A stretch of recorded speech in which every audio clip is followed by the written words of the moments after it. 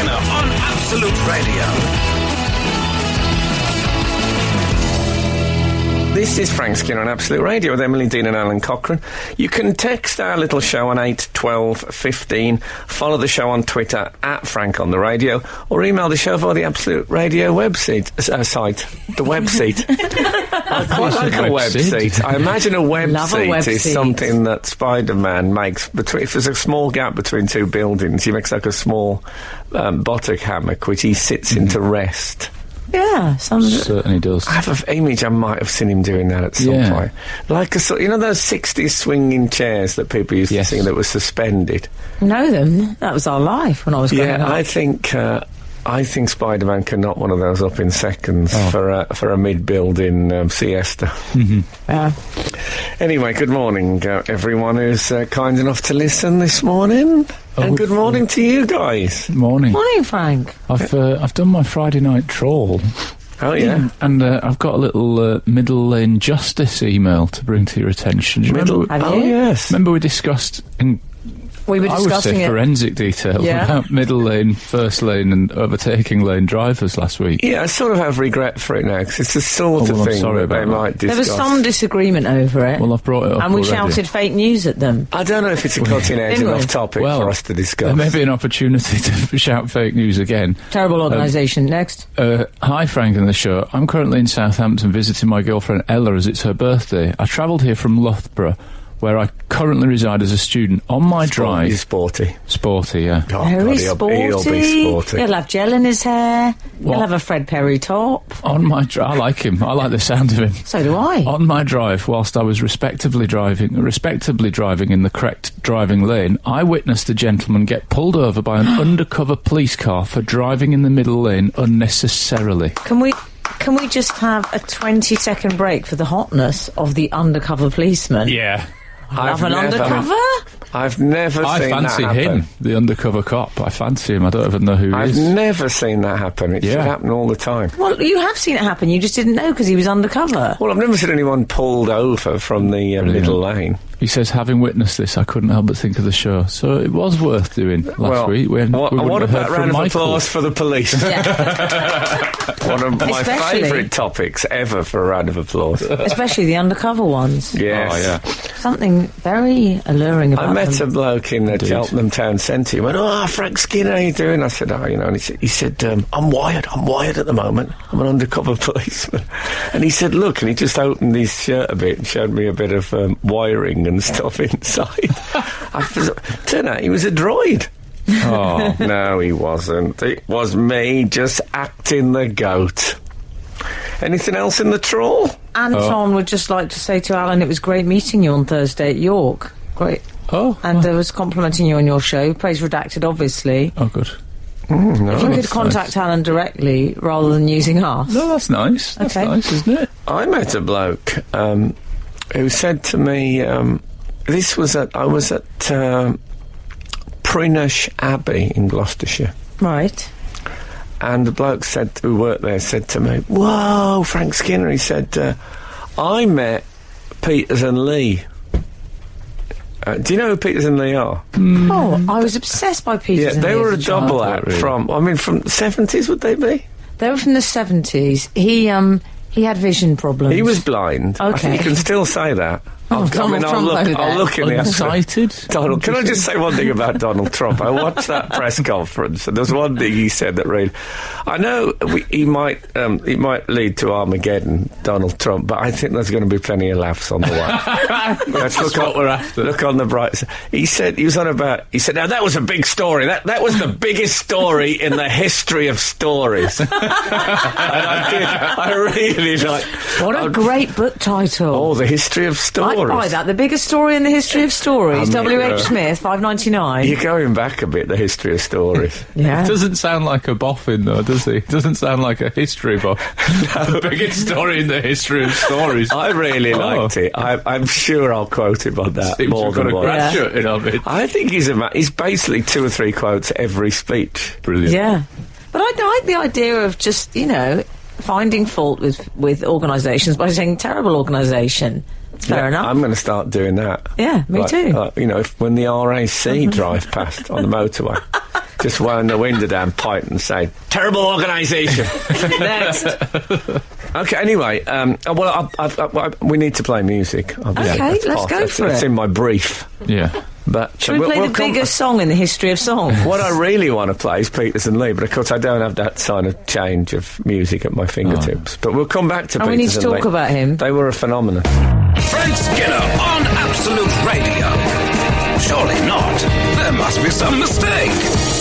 It's 2017. It's a commercial breakfast radio show. I think there's only one thing to talk about, and that's Peters and Lee. Oh, yes, of course. So this guy said, Peters and Lee were a double act. They won Opportunity Knocks. And he was a blind bloke, big black shades he used to wear, and she was like a delicate blonde who used to lead him on. She was the 70s ideal woman, really. And their big hit was Welcome Home, Welcome. Anyway, so this guy said... Very thick Windsor knot he used to wear in his tie. But this guy said to me, so I met Peters and Lee once. He said, but you've meeting you, that's knocked them off the top spot. Oh, nice. Right, of his famous people. Now, bear in mind, Lenny Peters died in the early 90s. Did he? So they must have had that top spot. I felt awful. Ah. No. Do you remember Bob Beeman's long jump record? Oh, It yeah, lasted yeah. for about... it might still be... I think somebody did beat it after about 30 years. You sort of don't want to be the bloke who breaks that record, because they've been there so long. They had a long stretch, didn't they? Yeah, so I feel bad now about what I've done to Peters and Lee. I'm more curious as to how he didn't meet anybody more famous than Peters and Lee in that time. I know, it's incredible, just moving about. Yeah, I mean, I know he lives in Gloucestershire, but even so, there's quite a lot of Must celebrities. have seen something. I think Kate Winslet had a place in Gloucestershire, and it's the sort of people move to Yeah. the Cotswolds. There's all Sear in the sorts Pizza wandering Express around. or something. Yeah. Reality stars these days. Yeah, it's almost like he's been deliberately avoiding since People. Yeah. So anyway, it's nice. It's nice to be top of someone's chart. Well, here's the question. So when was this conversation, this character? Oh, this would be His character. just around the new year. Oh, okay. I'm just wondering if you've been toppled subsequently. Oh, yeah, that's possible. It'd be unlikely unless they like bosses, celebrities. They all come in a block like that. Brandon Block. They you are might in have my met him. bedroom. Brandon Block. But Brandon Block knocked me off the... No. think so. He's No, left the Celebrity come Big on. Brother house, Brandon Block. Yes, everyone has, haven't they? Yeah. Anyway, you heard it here first. This is me scratching. Can you hear that? Yeah, it's lovely. Oh, that's good. It's his armpit, we should just clarify for the listenership. Yeah, I mean, we can relax here, can't we? We're amongst friends. To a degree. Okay. What degree can we relax to? 8, 12, 15. Well, yeah. No, sorry. It's as good a texting as any. Yeah. I've got... there's something I would like to talk about, so brace yourselves, texters. I've become very, very Get aware... my medication I've ready. become aware of the eating habits of others. Right, I'll give you some details of one particular thing. Frank Skinner on the radio.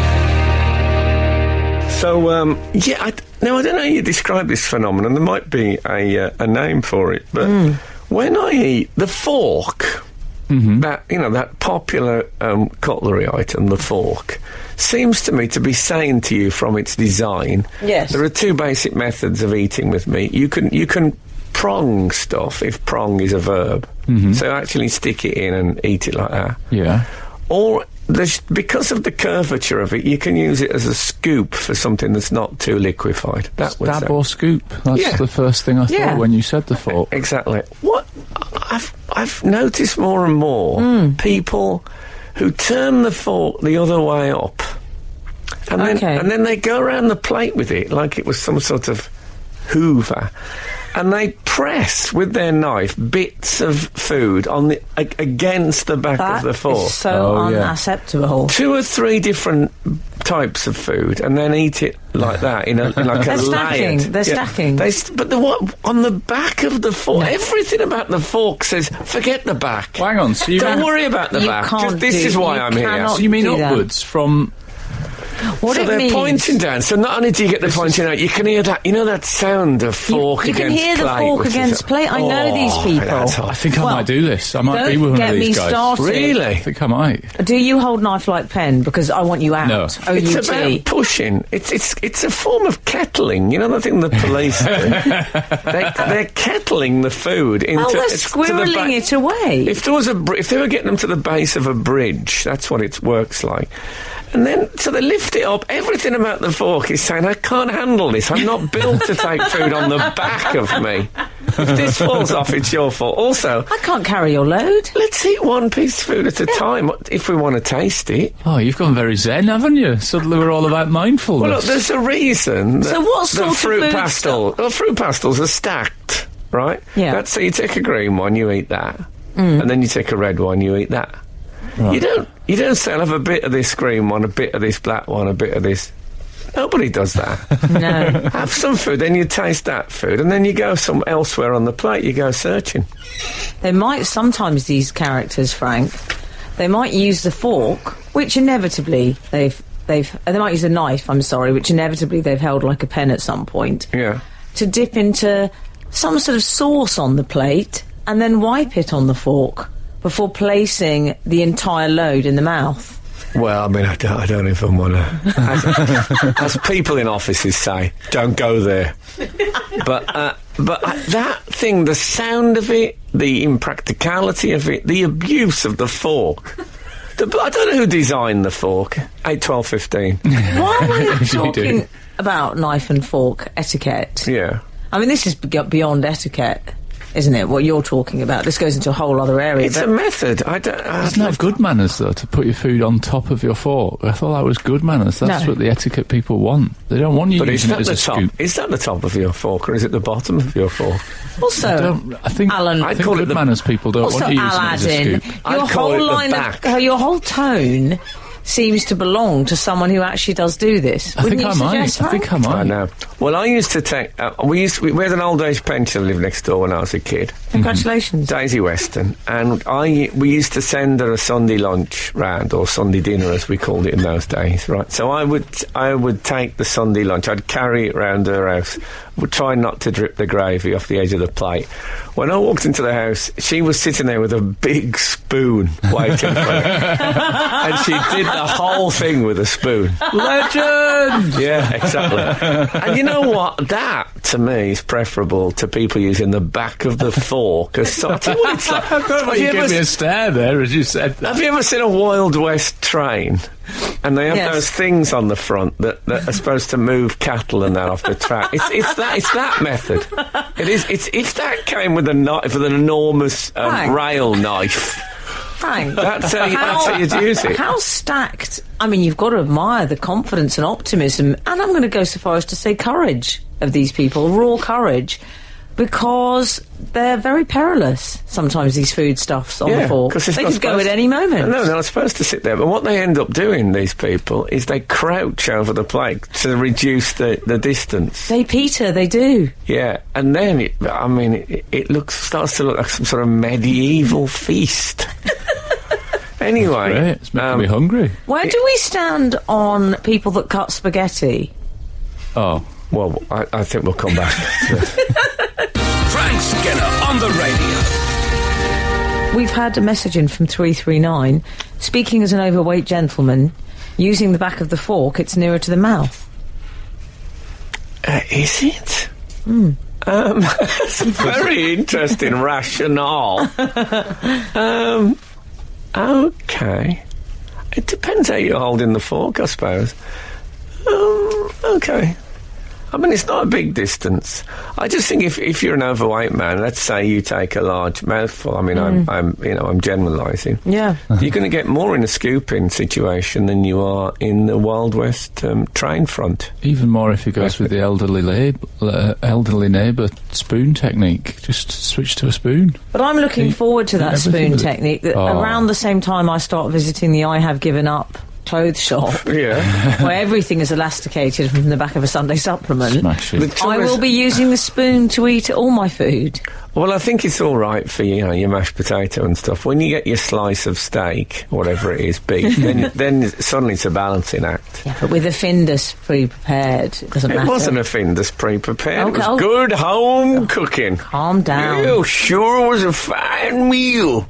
Where do we stand on cutlery hitting teeth? Because I've been accused by my wife of having an increasing habit of doing that. I don't like horrible. that. The fact that even when you said that phrase, cutlery hitting teeth. I think it's hot food. I think I'm worried about like soup or whatever I've zapped for lunch, and so I'm kind of going around the hot food and hitting a bit of fork. What do you mean or zap? spoon. Is this in a microwave? Yeah. No. Terrible organisation. I I don't use microwaves. Terrible organisation. They're really good. Fake news. I don't know We if weren't I allowed like when we were younger. cutlery on teeth. Like people who put the fork in and then they close the teeth on the fork. I must admit, I've been doing that a lot more since she's been complaining about it. Yeah. I've been Jason just slightly turning it up. Jason has been in touch and says, I use the back of the fork to pick up the little bits of biscuit base from the cheesecake. Oh, you can't good. leave any behind. That's a good They are shout. fiddly, those bits. Well, is the back of the fork the way though? Surely you can scoop them up. Really? I mean, I was never convinced that the removal of cattle by the train with the in the Wild West. You in that train? They must have Shut to up slow about the ro- train. Watching a lot of cowboy films this week again. I've always got one going in my head. It's Winchester 33 at the moment, James Stewart. Nice. Oh, Mary, don't you remember me? Very good. That was... Good, there's all the voices. Absolute history, Man ladies of and a gentlemen. thousand voices. Monica has been in touch and says, I'm enjoying the fork link very much. Oh, nice. Can we have more of Frank's opinion about basic cutlery, please? What's his favourite? What's my favourite cutlery? Oh, that's a tough... Well, it wouldn't be the fork. Okay. The fork, I think... I don't think they've really followed through with the health and safety on a fork. I think there's too many Whereas dangers. the knife, that's Well, that, again, a bit sharp, but the spoon. I mean, I'll tell you what I do when I'm collecting meal at a buffet. I call it meal. Mm-hmm. I mean a meal. I don't mean at some Meal at animal trough. But when I'm going for a meal at a buffet, I always put my cutlery in the top pocket of the jacket. What? Yeah. What the? Yeah, well, I mean, while it's clean, you know, and then I cure. And I sometimes see Where catering the staff. pocket kerchief goes? Yeah. yeah. It'll tuck in behind the kerchief. Going hands-free. I'm sure it will, but that doesn't mean you should put it there. Well, where do you put it? In my hands? No, but I've got my plates. On a tray. You also appear to be Cornish. On a tray. Got my plates. Why don't you just place it... Do you place it on the plate? Yeah, or on a tray if I've got a tray. Cause, Tray's a good idea. Another very great idea from Alan. No, well, tray bon. Yeah. I can't top that. This is Frank Skinner on Absolute Radio. What on earth were we talking about? I think there was a tease from Emily about... don't get me started about people who cut spaghetti. Oh, yes. You're quite Others right. agree with me. Yeah. I mean, it's the worst. It's the absolute worst. 729 has said people who cut spaghetti with a knife are peasants. Oh, no, come on now. I'm just reporting it. Don't shoot the messenger. It's Fake news. Fake news. scrape of the plate when they do it. They do it very aggressively, in the manner of someone with a machete going through undergrowth. It can be a nightmare, that spaghetti, let's be fair. No, it's not a nightmare. First time I went out with a middle-class person, I went to their house and they gave me spaghetti. I thought, this is a test, isn't it? Mm-hmm. And I got the bay leaf. Oh. And I ended up eating it. Oh. You didn't. I had no idea what you're supposed to do with a bay So leaf. adorable. Oh, no, but it was. I was like, you know when you see those, like, you might see an alpaca. It's this film of Peru, and they're doing that chewing that goes on for ages right at the front. It was like that. Yeah. Sort of brittle. I can believe that. So how do we all... I presume How was we it? all do... You get the spoon and the fork goes against... You twist it around. Just twist that And spaghetti around. I've never done the fork against What do you spoon do? twist in my... I go Do in you with slurp? I think I just get as close to it as I can. Right. I think in the end I don't need cutlery. I could just do it with a sharp in-breath. Okay. Well, that's favourable to the knife method. You're like a cartoon, aren't you? You just get one strand of spaghetti and just the whole bowl comes up. Well, I like I like pennes a lot. What I do with the penne is I go in with the fork and I'll get 3 or 4 lined up on the prongs with the penne, and they're coming at me like a sort of slimy panpipes. Like a hand. Yeah. What about, this is back in the 90s, and I was on a date with a man, and he said, yes, I'll have the pen, please. Oh. Game over. Absolute game over. Yeah. Never, He wasn't ever just right. called He him wasn't again. just signing the You bill. weren't even there for dessert, were you? Blocked Just his go- number. That's it, baby. Oh, it's like that woman I split up with because she called Fever Pitch a novel. Honestly, that was it. I thought that's it for us. Frank Skinner on Absolute Radio. Had a lot of text messages asking for our opinion on the spork, the rarely seen half fork, half spoon. Oh, yes, I've got a spork. I've got several, actually. I like They're them. very handy for the What traveller. is a sport? Yes. It's a spoon, but at the end of it, there's some minor pronging, so it'll work as both. I would call that simply a rounded fork. I No, saw a it's a- spork. Get it's a this, spork, a spork with a quite a sharp handle that had all three cutleries in one. There you go, job in done. one item. Very good for campers as well. Oh, that'll be useful for all my camping. 489 has been in touch, Alan. Oh, He yes. says back of fork is the proper British way. Agreed. You'll be changing hands next, i.e. cutting the food with your knife and fork, then moving fork to knife hand to scoop the result. Indeed. Simply unacceptable outside of the USA. That's how they do Well, it. I've got to say, I do that with salads. I think for salads, we're allowed to make an Oh, exception. salads were never built for a knife and fork. I just take them with my hands. What I'm worried about is these strict patriotic rules. It's the people listening to this with a withered hand who are also patriots. Is that fair? I don't think so. I think we'll stop speaking about cutlery after the break. Frank Skinner on Absolute Radio. Surely not. There must be some mistake. This is Frank Skinner on Absolute Radio. You can text the show on 8 12 15. Follow the show on Twitter at Frank on the Radio. Email the show via the Absolute Radio website. I'll tell you what wasn't fake news yesterday. As far as I can tell, it's real news, but leaked news from sort of off air, as it were. Mm. If I say the words, "I told you about this 2.5 hours ago," Very good impression. I think you might already know where I'm going. Amber Sherlock. Yeah. No, I'm already loving this one. Amber Sherlock. Amber Sherlock presents a sort of... Channel 9. Yeah, she's in Australia, and what's the name? It's a sort of a magazine Nine programme. News or It's something. a sort of BBC breakfast Yes, type, yeah. exactly. Yeah. I just love the idea, just the name Amber Sherlock. Amber I Sherlock. so Yeah. hope that's her real name. It's I think fantastic, it isn't is. it? I have an image of Sherlock Holmes on holiday, having become Amber Sherlock with a nice tan. Or maybe... Right, I thought you meant he was drinking a lager or something. Or Yeah. maybe Amber Sherlock is Sherlock. I mean, Red Sherlock is when he's at home playing the violin and taking morphine. Amber Sherlock is when someone's coming in for an interview and he's thinking this could go somewhere. And obviously Green Sherlock is the game he's on. I like the idea of the traffic lights approach to Conan Doyle. I do. But she, I've fallen. She's a news presenter, I've and fallen for Amber. there were 3 of them in that sort of Brady Bunch panel way. Because there was Like one a in... triptych or something. Yes, very It good. was. Alan. It was a news triptych. One in Melbourne, one in Sydney, and I don't know where the other one So was. it was a split screen on Australian news with Yeah. Amber in the middle, and then Judy. I can't remember the other one. What's her name? I don't know. Julie Snook. Very good, Julie Snook. What I like about Snook and Sherlock. Well, Julie Snook is so nearly Judy Tsook. Do you It remember is. her, the old Yes. singer-songwriter? No. 70s singer-songwriter. Very much the sort of Carole King vibe, wasn't she? I like it when people have Holly Simon. nearly a famous name. Right. Like that. Like when I was in A&E and they were calling for a man called Gary Vitter.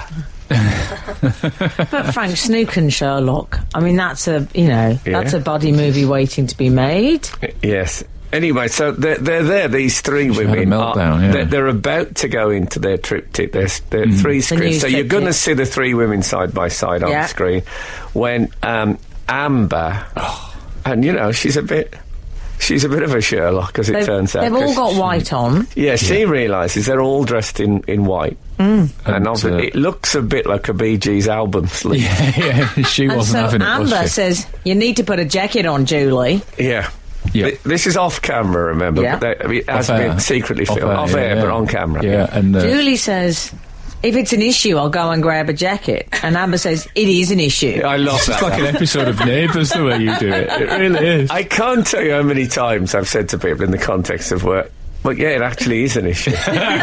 Because people bring we could up... probably hazard a guess, though. No, but people bring up that, if it's an issue, thinking that you'll say, oh, no, I'm not saying it's an issue. Well, if it's an issue is possibly the most passive-aggressive thing a human being can say. What you're suggesting is you're so intolerant and neurotic. That's what if it's an issue. If it's an issue, Julie... Well, this clip... Amber, it was, sorry. I urge you to watch this clip. Is if you wanted to do a workshop in passive aggression, I would show this, because apart from it is an issue, there's one of my favourite aspects of passive aggression is the use of the first name. Yes. Yes. So there's a bit where Julie, at the end of her tether, says... oh, well, what do you just do without me and I'll go back to my work. And Amber says, well, if that's what you want to do, Julie. I mean, it's real. Whoa. Julie, I believe, says, I've been flat out. Yeah. She was so flat out, Julie, we should say, that Amber had given her a heads up 2.5 hours previously that she'd have to put a jacket on. This is where I think the whole thing jumps the shark for me. I've been so busy, I just don't believe anyone's busy constantly for 2.5 hours. Well, I mean, I'm with Amber Sherlock on this. Oh, God, all the way. All the way with Amber. I don't even like standing next to people wearing the same colour clothes as me. I went to a dinner you had once, and someone had a red dress, and it was a very difficult evening. You'd have been terrible in communist China. Frank Skinner on the radio. We were talking about Amber Sherlock. We're talking about, I've been flat out for 2.5 hours. I just don't, out of any 2.5 hour window, I would say I spend minimum 45 minutes daydreaming. Yeah. Minimum. Maximum 2.5 hours, obviously. Well, Al, what, Julie, if I may just translate from, I'll be your reporter from Passag World. Yes. What Julie was trying to convey, when she was saying, I've been flared out, she was suggesting, I don't have time for your trivia, your silly wardrobe-based complaints. I've been flat out. I've been working on a new show. That's what Julie was doing. Yeah. But Amber wasn't having it. Amber had told her 2.5 hours previously to get a jacket. Yeah. How much notice do you need for a jacket? True. Especially when they were mentioning that there was one there. There was one there. She asked her before we came on. There was one hanging on the rail. Yeah. But 2.5 hours. Didn't have a moment to put a jacket on. Shut up. Yeah. See, I think I would have got forensic. Did you have a tea during that time? Did you get up and put the kettle on? Imagine what Frank would have done. So that's how I've become despised by people I work with. Not by us, Frank. Is that I want... if someone says that, I can't just let that go. Can I just say not in my name? In fact, I take your very high standards elsewhere. Well, God bless you for that. But has it made you popular? No. But as I've often said, you spend your whole life trying to be popular, but the size of the crowd at your funeral will still be largely dictated by the weather. Frank, what about on Room 101? I mean, let's say it's you, Mr. Motivator, and 2 others. Okay. And you're all wearing powder blue. How would you deal with that? Well, I'd change. Oh, would you? See, my argument would be, as the host, it's up to me to make the effort to change. Oh, well, then Amber should have changed by that reckoning. I think if you're going to fault Amber for anything, it's that. But the two... I mean, I believe Pinhead in Hellraiser. Do you remember the Pinhead I do. character? Yeah. I believe he took 6 hours in makeup. Right. If she'd said to Judy, OK, we're going to do this item after, I'd like you to be Pinhead from Eraser, I think Judy would have had a point. I just haven't had... Well, she certainly would have had a point if she'd been Pinhead. 55 of them in her face. But she'd have said, I just haven't had time. You know, it's a 6-hour makeup job. And even I've been if flat out. Yeah, even if Yeah. I'd done a sort of a basic Halloween version of Pinhead. Yeah, I haven't got that many pins, Amber. but putting a jacket on... Yeah, I mean, easy. we could time. I'm happy to time it for the purposes of this, but I mean, white is always controversial anyway on TV, Yes. I find. when I started in television, you couldn't wear white. They used to flare, but now they're all the standards dropping. I like in the triptych, what Alan so brilliantly referred to as the triptych. Thank you.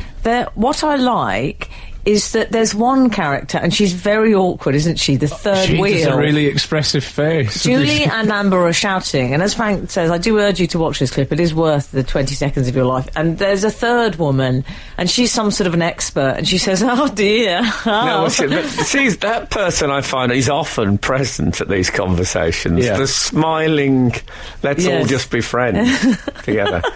And they're the one who usually gets the, just stay out of this. Well, she that's says really very early awkward. on, "Do you want me to go and change my jacket?" Yeah. And Amber does say, "No."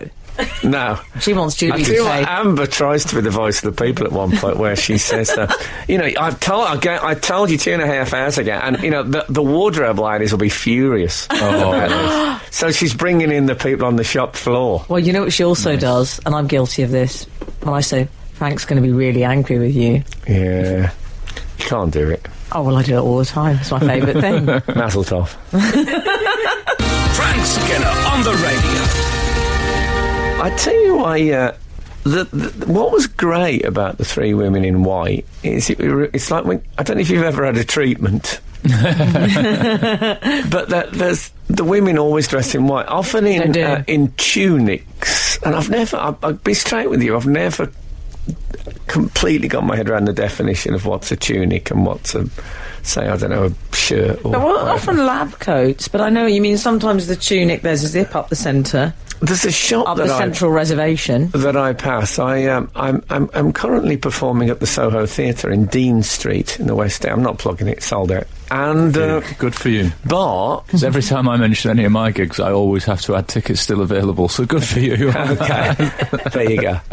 I am interviewing the sci-fi superstar Stephen Baxter at Waterstones Piccadilly on Wednesday night. Come you? to that, that'll be good. Tickets still Oh, available? anyone else want to plug anything they've got going on? Tickets still available. Anyway, Who so is Stephen Baxter? he's a Whoa. big time sci-fi writer. Oh, is he? Yeah, Maybe I'll mega. come. He's mega.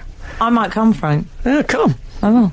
Anyway, I'm not here to plug my wares. No. I am. I'm not calling that one of my wares, it's his wares. But I pass a shop which does supplies clothing for the catering business. Oh, yeah. Oh, I love one of those. And it's got mannequins in the window. There's a fabulous... I know the shop you mean, Frank. Me Do you? too. Me And too. there's, We're all over that. so you get they've got double-breasted. Yeah. There's one. It's like a red female catering top. I'm going to go, that's a bit Double-breast- Master of Ceremonies, that one. I know I like that one though, and I think I look at it and I think, you know, I might get one of those white red- tops and a check trouser. But Frank, those red double-breasted catering industry are a bit Crown Prince of Moldavia, I find. I suppose, but the white top and with the little scarf and Yeah, the check oh. trousers, I associate much less with restaurants and cooking than I do with smoking in alleyways. I can't they tell love a you cigarette. how many people in those chef outfits I see smoking in alleyways. It's like a film set. Any alleyway you take in central London will have a chef, at least one chef in it smoking. They take the hat off, though, I don't say they? chef, they could be other... I can't remember Sous the other chef? name. Sue, Demis. Yes. And I'm going back to Ratatouille now, trying to remember the staff names. Do they favour a croc?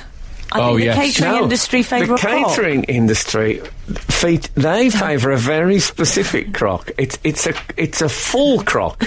You know when a crock has got holes in croque it? monsieur. Yeah. But when a crock has got holes that show the feet and aerate the feet. Yeah, they don't want that. They have a solid crock. Yes. Well, you think about it. If it's got the holes in, by the end, you're going to have soup in between your toes and bits of prawn. A meatball will sit on top of a standard crock for a whole night. Maybe that's where the phrase toe jam came from originally. Pre-crock invention, were we talking white abattoir welly? I mean, what did they favour then? I think I might have seen a white sort of welly type. I think they went with a chef's clog, like a clog. Oh, shut up! Do you know what? They did. I had a Norwegian dentist who favoured a white clog. I think they had a catering clog. I did. Oh, I always think of Adam Faith's Bodgie in the 1970s. He favoured a white clog. Glory days. No, this isn't Glory days. I'm just. This is Frank Skinner on Absolute Radio. Some chefs have been in touch, Frank. All right, okay. 210, good grief, we wear safety boots. And the best place for a fag is the boiler room. Cheers, Steve the chef. I think that might be some irony, though. I think there might be ironic, but I think it is Steve the chef. Oh, yeah, I believe that bit. And, I wasn't saying fake news. Where's the irony? You don't think he smokes in the boiler room? I don't think that. 499, first time caller. The chef crock. It's a Birkenstock known as the Super Berkey. John from London. There we go. Oh, I just the thought of those double-breasted nylon tops makes me 864 has texted. Excited.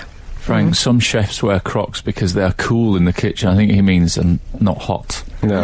I don't think he means fashion cool. I don't find that with Crocs. I find they draw the feet. Right, I've never tried them, but he never also... tried a Croc? No, never tried a Croc. Wouldn't but he work also with the Marshalls. I just go barefoot. Do you wear those little black slip-ons like Bruce Lee used to wear? Yeah, exactly. I would love some of those. Do you think he wears the ones where the toes are actually emphasised? The toes get individual coverage. Individual toes. What are they called? Anyway. They're called terrible. I've got a pair of those. Oh, the five-finger... Five-toe shoe. They aren't good shoes for a kitchen. They don't offer... This is the Crocs, by the way. Yeah. They don't offer protection from dropped knives or other things that may fall in a kitchen. From Callum, a chef at work in Scotland. Well, that's a good point. Yeah. Hang on, a chef at work in Scotland? Fake news. Come now. you are Scottish, I can't believe it. I know. Frank, I think we should go over to email corner this morning. Well, it's been a while. It's been a long time. Yeah. Okay. There you go, that's the jingle. It's all gone a bit Jimmy Fallon at the Golden Globes. Did you enjoy it? Can I point out that the producer hadn't turned up the fade on that? I think she has... Not one job would be unfair. I think she's got two, and that's one of them. You had 2.5 hours. Yeah. Well, She's been flat out. You've had one and a half hours to turn up that fader. Frank. Yeah. But that's if right. If it's an issue, she can do it. Wasn't here last week because she was skiing. Only partly here this week. But you see how people like Amber, they are created by people like Julie Snook. Right. Thus, I have been created by people like Charlie. Okay. And her 70% attitude to life. Let's try again, shall we? There you are. I mean, let's try again, shall we? Oh. That indicates to me that, that passive-aggressive workshop that Frank was talking about. Send me a postcard from Passive Aggressiva. I think you've got your certificate from there. Let's try again, shall we? I mean... Also, Al... Brutal. Do you think Frank's equivalent of, if that's an issue, is shall we? Would you agree? I think we should move on. Okay, all right. I'm boiling over. Okay. Good morning, Frank, Alan. Hi! And the Divine Miss M. Hi. Why did you answer for the Divine Miss M? No, I was creepy. saying hi to the Alan bit. It was just a bit delayed. As the father of 11-month-old twins, I've recently been employing many of Alan's ninja techniques to move silently around the house when they're both sleeping. I thought he meant for fighting them at first. I was thinking, no, don't do that. We have established that Alan's great gift is Well, tiptoeing is the main feature of it, We isn't it? were discussing, tulips. I think in a previous episode of Life, we were discussing what we're surprisingly good at, and I'm a really good tiptoer. Really good. Yeah. Yeah. And it's... I'll tell you what, if I'm making a silent entry into the house, or if I'm just walking around at That night... doesn't sound remotely creepy. if I'm walking old around... calf. Well, so let's say when I'm walking around at night in the house, I find if I've recently been to the chiropodist, it's an easier job than if I've let the skin harden. Right. Yeah. If I'm due a trip to the chiropodist, there's an element of dog on linoleum about me Right. walking. You know, It's that like the Shep. click, you know the click of the nails on the linoleum. It's like Shep Skinner. Absolutely. May I suggest you go straight to have a pedicure and then dispense altogether with the need for the chiropodist? Or for some next level stuff. I If couldn't I'm give up on the chiropodist. How often do you go? I go about once every 2 or 3 months. Really? Yeah. Wow. It's one of the great joys of my life. Okay, The let's continue pedicure with... sounds like, you know, that's when people have cotton wool between their toes so no. they can get varnished. My Vietnamese pedicurist gets a razor blade out. Huh? My vet is Vietnamese. right. Yeah, Okay, she's a Vietnam vet. lovely. Okay, we're off. I think we should continue with it. I know okay. we have to have breaks. I don't know if you've... we're not on LBC, darling. Frank Skinner on Absolute Radio. So I think we are in email corner, aren't we? We were Emily was mid-email. mid-read. I Yes. was. This was from an email that was sent in by John, and he was saying he'd been employing Alan's ninja techniques. Yeah, sneaking around the house. Yeah. Keeping to the edge of staircases Clever. and so forth. Less creakage. Yeah. Yes. I have found the application of Alan's techniques to be very effective Thank and you. have consequently been teaching my wife the ways of Alan. Finally. He has this in quote marks. Finally. I wondered if any other readers had taken up advice dispensed on the show. Salt in the pocket to stave off attackers. One Yeah, of- can one I of say Frank's. I don't not my officially... advice. It's not officially recommend. That's what my dad used But to do. I'd Frank's rather people father didn't do it. used to have a little bit of salt in the pocket in case he got attacked. Well, not even attacked. I think spoken to after dark in the street. Frank's dad was quite... He used to say, I know, when people would ask him the time, what would he say, Frank? He felt that was potentially suspicious. Yeah, well, he once came back in with his hand all bashed up 'cause he said a bloke had asked him the time. He said, I know what they're doing. It's they want to nick your snap, which I believe is the sort of lunch that miners used to take to work with them, which I don't think he'd carried for some 50 years. Yeah. He said, so I knocked him over a garden wall, which I thought was extreme. Yeah. I mean, what if he had... I'd find it odd if somebody asked me the time after dark. But back then there was fewer iPhones Yeah, and there was... presumably fewer wristwatches as There well. I was, think I'd exactly. say I if- don't think if it's time an had been issue- regularised in Britain. I think it was pre-railways when it happened. Sundial. And then finally, the piece of advice they've suggested is putting one's tongue behind one's teeth during photos. Is that yours? Which was, of course, my advice, which was given to me by my godmother, Lindsay Ma- DePaul. May I say I've Lovely. implemented that into my own life? Have you? I have absolutely done that ever since you said it, and it's great. Auntie Lynn's It advice. is- She'd say, tongue behind teeth, Emmy. It's what I would call top tip. I've Fantastic. never tried What it does, it gives you a jawline if you don't have one. God knows I need one. And also, it looks less fake smile than you'd think it would. Like, fake smiles look fake Even though smiles. it's the most fake smile It's ever, the it most, looks unfake. Gary Bichel, the former French poet. the former Son columnist, do you remember him? I do. Oh, great days. Yeah. I got photographed with him once and some young women. My thoughts are with your family. And this was in the days when I danced with the crocodile, so to speak, as far as publicity was concerned. I call it your Union Jack shirt days. Yes, indeed. And he said to me, whenever you laugh on a picture, always laugh out loud. So, Oh, yeah. so you're on the when the cameraman's through, you go, So people think you're insane. no, Right. but it does seem to translate Requires a as a commitment. genuine looking laugh on the camera. I'll tell you what really dates this story is that he didn't say lol.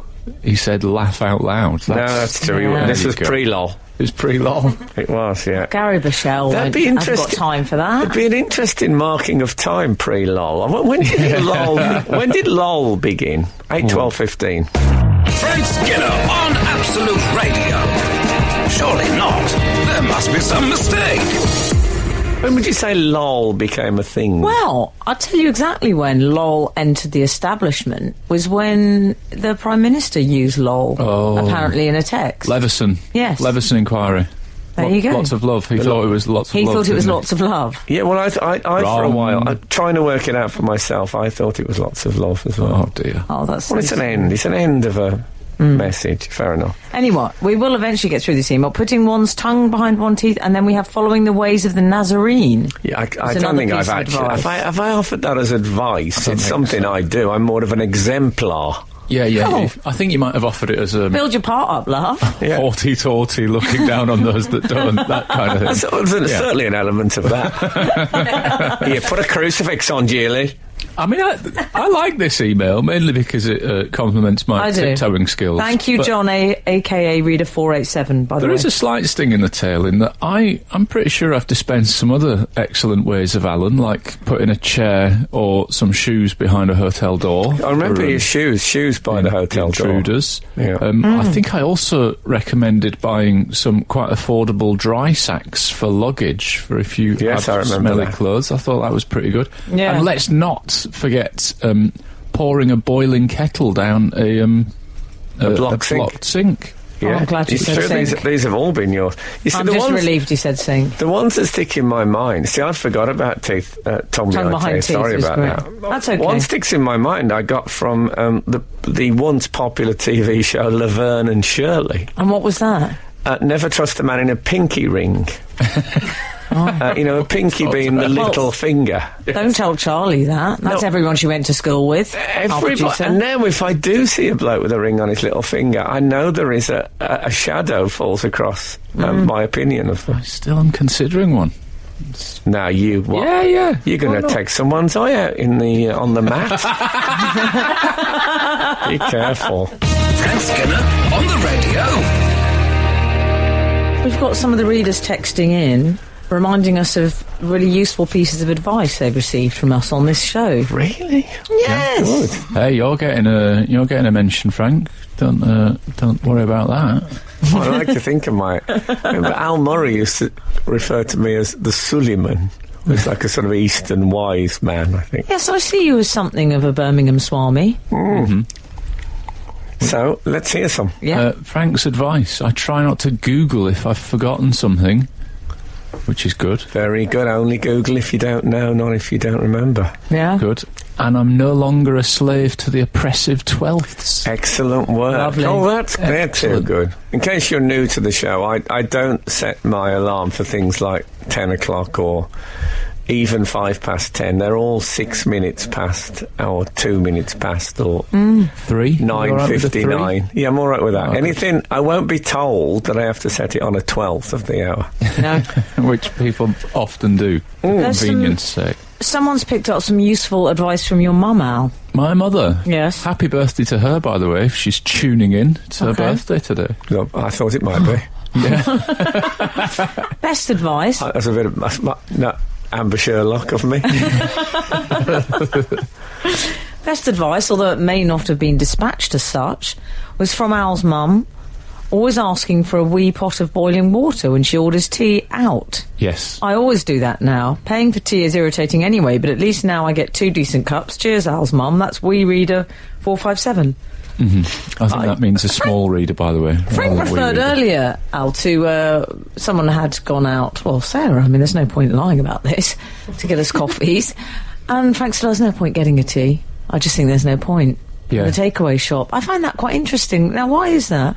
Well, because making tea Yeah. is an easy, straightforward thing if you use boiling water. So we can do that here. I don't want to send out for tea. Yeah. Coffee's a bit trickier, but as you Definitely. know, I despise coffee in all its manifestations and its implications of seediness. I imagine that we'll get some texts from people saying that they've taken that on board as their advice from you. Yeah, I hope so. What about those people who know about coffee? I've got... What about those people? I don't want to start a stigma against those people. Some of my best friends are those people. Oh, but they talk about coffee as if it's something to talk about. Do they post Talking a about picture beans. of Garfield with wired eyeballs saying, need coffee? 3 exclamation marks. Because if they do, they can naff off. Yeah. All right, Partridge. Yeah. First coffee of the day, that one. Need coffee. And that's all right. That's all right, is it, to have an addiction to that? Let's all celebrate that. I think it is all right. I don't think it's entirely puritanical, right. Frank. Come on, I don't object on those grounds. I object because it's a bit Partridge. Look, if I'd been drinking in the age of social media, I don't believe I would have tweeted "need Perno" at 7:25 in the morning. What about when they say mainlining vats of coffee? Oh, yeah. Vats. They like a vat. Do they? Yeah. They do. Anyway, They like hyperbole. we're all different. I think that's what we've established. Oh, you've suddenly got a bit tolerant. What's happened, Amber Sherlock? Frank Skinner on the radio. Oh, I'll tell you what a piece of advice I picked up from Michael Stipe. And he'd got it. Really? Yeah, and he'd got it from... he'd been in a restaurant with Audrey Hepburn, and he'd seen her do it. And that is that at the end of a meal, you use a clean knife as a mirror to check your teeth to see if you've got any bits in your teeth. Another one my Auntie Lynn used to do. This is All very celebrities did it. Predates the camera phone, of course, but very good. Yeah. Frank, excellent work. Can I tell you what has yet to be discussed this morning? I mean, I cannot believe we've overlooked this. Oh, yeah. Alan Cochrane had a grapple midweek. I did. Oh, yes. A fellow Absolute Radio DJ. Yes, in case you don't... We've been myself a DJ, but yes. It's been on the cards for us, at least on the undercard. Yeah, very good. That OJ Borge, who does OJ Gorge, we call Rock him. and roll football. rock and roll football. Thanks. I should know that. I feel awful. Very but anyway, popular rock with the and roll ladies, football. absolutely. Put it down more to age than lack of attention. He joins us at the end of the show, ready for his show, Yes. and it just cropped up that the Cockerel and he both grapple. Yeah. They're grapple fans. And they both live in the same Good evening, part grapple of fans. the world. Yeah. And so I thought it would never happen. They said, we should share a mat. I remember one of them saying. Yeah. Have a lie down together. Yeah. Well, they were circling each other in a flirty way, weren't they? Don't Some think way. so. Was it flirty Don't or think was it like, that when the two alpha males gather? Oh, there's very little that's alpha about They me. were pre-rot, is what I thought. Oh, Ian Angel has texted in saying enjoying the PG tips. There you go. Thank you. He's Ian Angle. cups of tea. Oh, yes. Yeah. Okay, Anyway, so you know. good. So it happened. It did happen, yeah. It happened, I think it was Wednesday. Okay. You're looking at me as if you think there's going to be like a score. There was no winner announced. I was respecting the fact that you say Wednesday, because I just for convenience, I realise, it's for the first time, I think, at that moment, I realised that for convenience, I've put the N in front of the D and I say Wednesday. All right, yeah. But you're quite right, it is Wednesday. Well, I think I get mocked for this by my friend Daniel. I like the casualness of Alan. I think it was Wednesday. So Yeah. how did it... what is the basis of a grapple? Well, you want to submit... Is it anything like a snapple? It's not like a You Snapple, wanna no, submit. it's less fruity than a Snapple. Okay. But still not entirely not fruity. Where did you meet? At a dojo? Yeah, we met at a dojo. Let's go with it. We met at a dojo. We had a little roll around eventually, and Lovely. I got a real waft of shampoo when he was pushing his head into my chest at one point. This is absolutely true story. I'll tell that you what true this is. story. This is extraordinary. But was it coming from his head or from your chest? No, it was his hair. Okay. So, okay, can we just rewind a bit? When you He's a meet big lad for the grapple, He did great. He did great for someone that's rusty. do you shake hobby. hands? Yeah, you actually... You bow, don't you bow? No. What do I mean, you if wear? you want to get into the minutiae of it, I do. You I slap do. hands and bump fists at the beginning Oh, of, okay. of a little What are you grapple. wearing? What Are are you you wearing wearing? a judo kit? Like it's called a gi, G-I, gi, which also called kimono, pyjamas, whatever you I want. remember the popular film Guy Joe. If you ignore the full stop in there, yeah, very good. So it's like, is it like an operating gown? I lent OJ one of my gis, Okay. and yeah, Are you the same size? he's a bit bigger than me. Okay. I think Oh, we're you similar always heights, say that. but he's, People always say that when they talk about fights. Yeah. I'll be absolutely honest. I think he's got a 20 kilogram weight advantage on me, and Wow. boy, he used it. He's a big geezer. He used it. And he wears a big gi. Well, we'll come back to this. I'm don't have absolutely... to. No, We I really want to. Oh, we do, Amber, we do. No, it's like having Harry Carpenter on the show. This is Frank Skinner on Absolute Radio. We're in the dojo. We are. They're both wearing gis. Can you tell me what dojo is? I'm missing out on this. Is It's that the name of the Japanese word place? for, I think, a place of Okay. training or something Yeah, like judo's that. traditionally has done Judo's done, karate's done in a dojo. Okay. I Brazilian jiu-jitsu, not so much. I but let's thought go it with might be like what they called the bloke from Miami Vice. Oh, yeah. What was he called? Don Johnson. Don Johnson. I Yeah. bet, surely he Dojo. was called Dojo. He would Yeah. have been called dojo. Well, yeah. like Boris Johnson, dojo. Dojo. Yeah. So, you're both wearing gis. We're both wearing gis. yeah. OJ has borrowed your gi. He has borrowed my gi, yeah. And then, you know, we did some working on our techniques with other people, and then at the end we You got together. and grappled? We had a little grapple. How yeah. long does a grapple last? About 5-minute rounds on that, which is a lot of time if there's... That is a long round. I've I'll be got a honest, if question. there's someone 20 kilograms heavier than you, 6'3", OJ's a big lad. Yeah. And then, you know, Lovely. that can Big feel, unit. it can feel a long time to be trying to flail about and get him off you.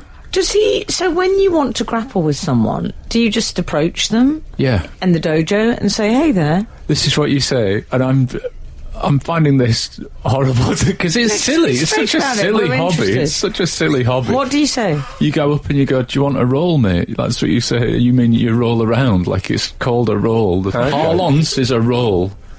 I mean, you could say a spar or a fight, but it's weird. Well, you can't That's really what we abbreviate call it, a roll. grapple. Because if you say you want a G, they might think you're selling a tyre.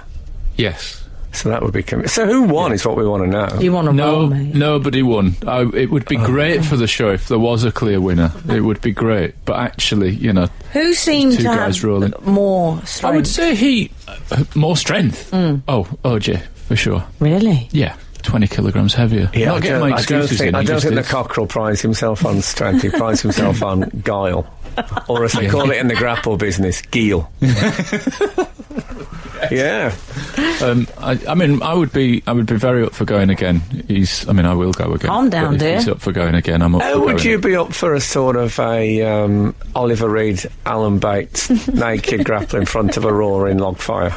I'd like to do it with somebody less attractive than me, and OJ's a category above myself, I think. Okay. At Don't least. put yourself down. See, I always think if I'm going to grapple with somebody naked in front of a log fire, I want them to be better looking than me. No. You shouldn't be doing that grappling. Well, I don't do it anymore. There's too many... I mean, does it have Too to many be... camera phones. you need a good guard, a good fire guard if Yeah. you're going to do that.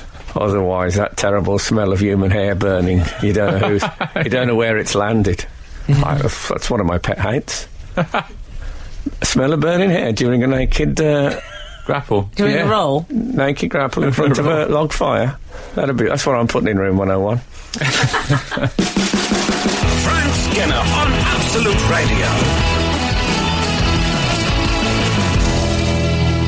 We've just heard from one of our readers who's had an incident, a bit of an unfortunate incident, as a direct result of you, Frank.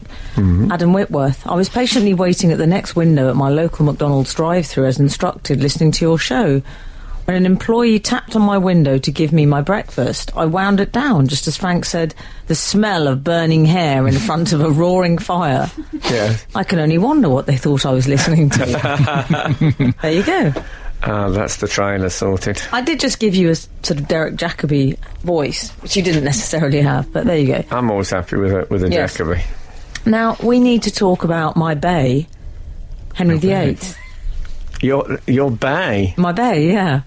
Well, you know, I always called him I shouldn't but would. Yes, I know. I have a portrait of him in my bedroom. Well, he was something of a ladies' man. Something of a ladies' man. Yeah. There's been some information has emerged about him which has to do with his spending habits. And it turns out he was a bit of a big spender. Was The minute Henry? you walked in the joint. I'm not surprised. Man of distinction. When I read it, I thought, really, Henry VIII was a big spender. He went through the money. No, Yeah. but some of the bills he's been running up. Yes. I mean, $6 million a year on beer. It was the equivalent Legend. equivalent of 6 million. But that presumably is not just... That's No, for it his says that party. works out as 10 pints a day per courtier.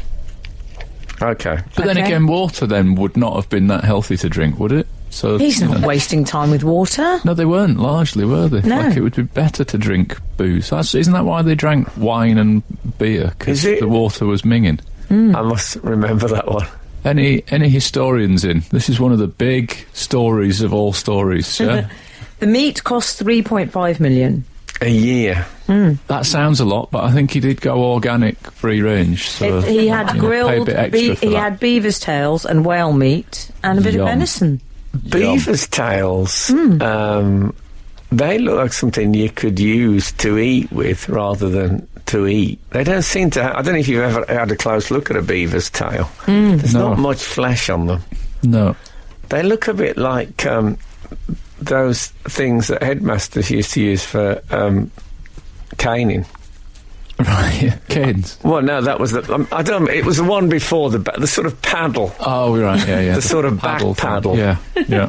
Yeah, I suppose So it is it's- a back paddle if you think about it. Yeah. But hey, 3.5 million a year on meat equivalent, and Yeah. another million a year equivalent on Rennie indigestion tablets. That's what you got. I'll tell you what I That's what do he's going through. respect him for is you may remember that I think it was last Christmas or my last birthday or whatever. Yeah.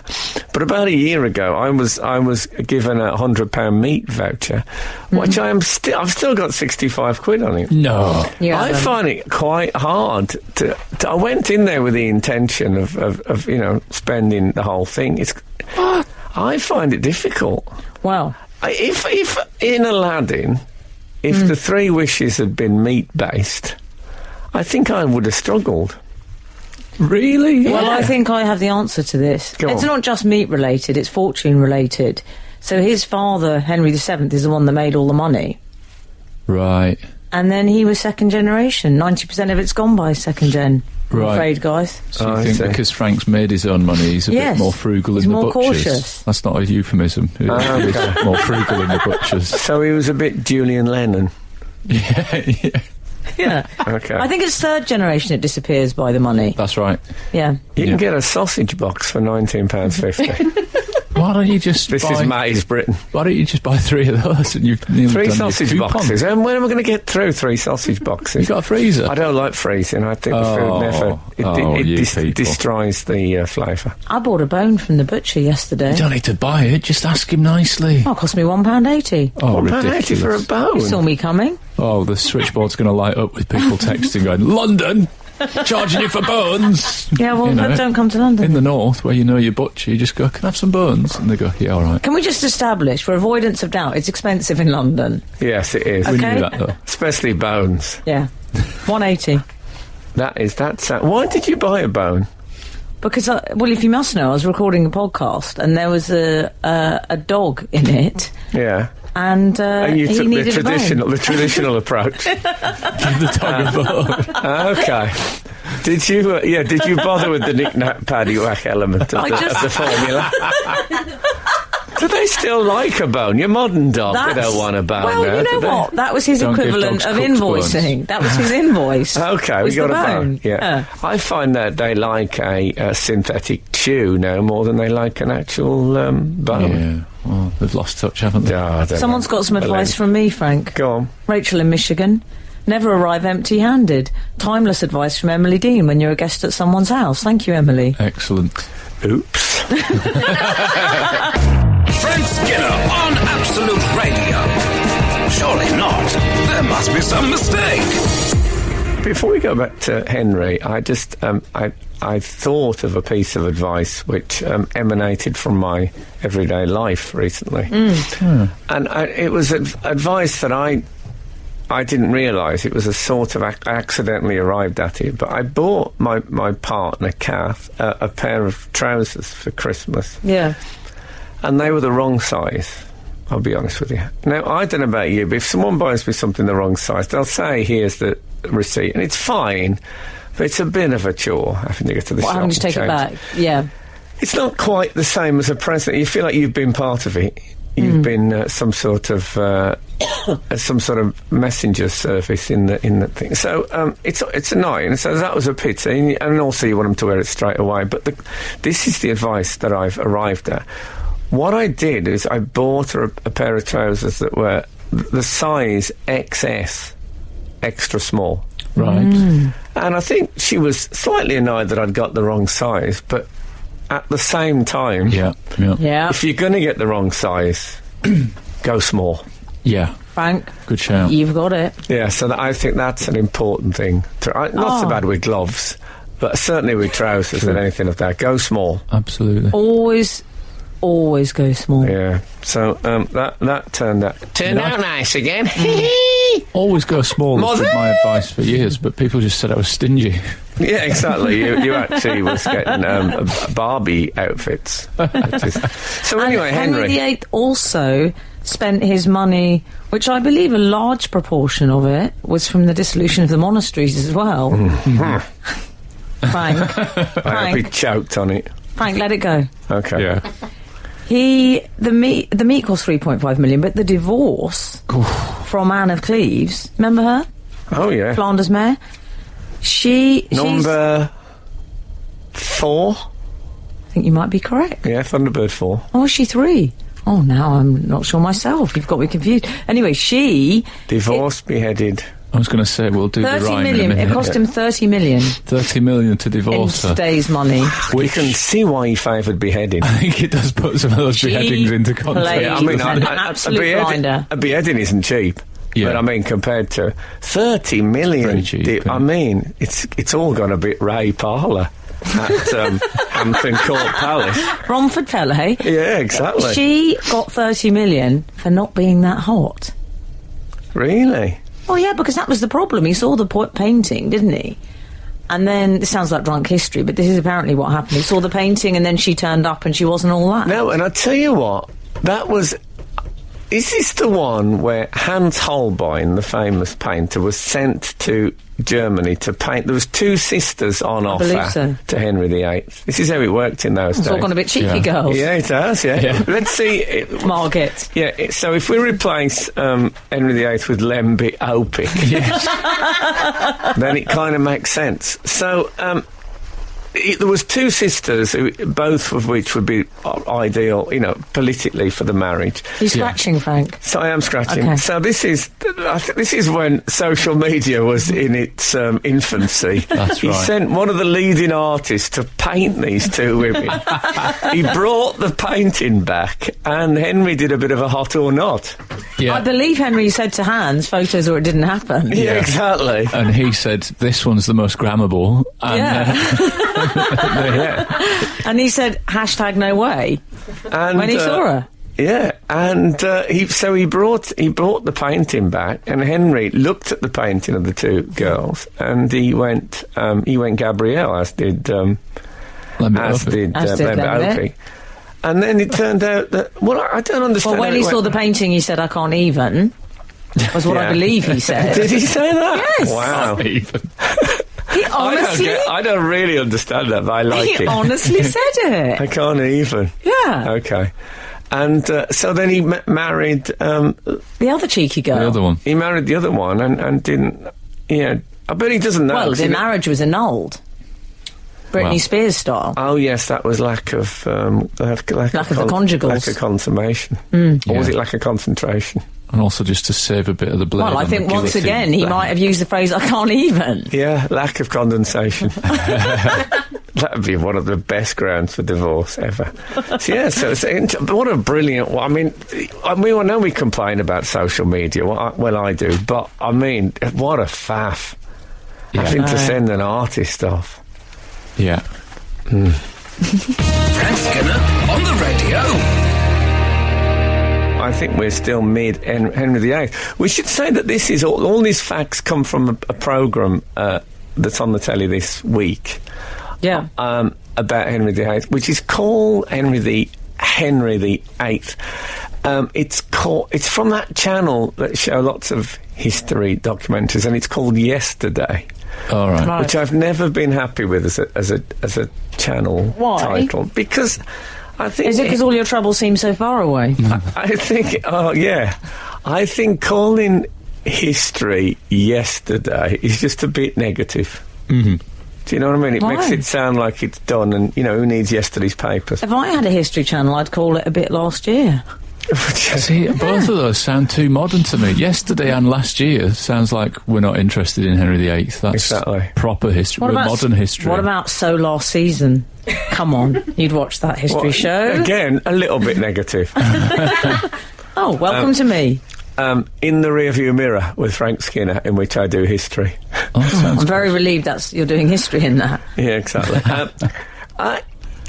I'd probably be watching it, although, as you know, far and away my favourite wife is Catherine Parr. Oh, you love Parr. Oh, man, she's the best. What's the obsession with Parr? Well, as you know, I've got a bit of Sudeley Castle on my... someone said I mentioned Gloucestershire too much all the time. Yeah, but that's all right, isn't it? My partner's from Gloucestershire, so we go there. Is that your explanation? That'll do for now. I'm an Aragon fan. Don't put yourself down. She was first. And I love an of in a name. I like an of, but there's a few of those. You can always go for Cleves. True. Yeah. But I do like an of, though. There's not enough of that around nowadays. You don't get many ofs. Frank of Birmingham? No, exactly. It doesn't work. The thing about Catherine Parr, I like the fact she survived him. Yeah. I thought it was Howard. Oh, no, you're right. If I did a musical about Henry VIII, I would have her singing I Will Survive at some point in an argument. And I'm sure very often the wives could have sang Once I Was Afraid I Was Petrified. That is a good... you've got the start of a project there. It's a good beginning, isn't it? Yeah. Should we get our people on that? I'm sure there's bound to be a West End theatre space. I'm going to call it soon. 18 Holes with Henry VIII. Oh, it's golf themed. I love that. Yeah, I'm looking forward to it. Anyway, look, we once again we're near the climax. Coming up next is rock and roll football. That's OJ Gorge on that. With OJ Borge. OJ the Truth Borge, as I think they call him in the grapple hut. Yeah. Is that what they call it, the grapple hut? The dojo. Yeah. The dojo, yeah.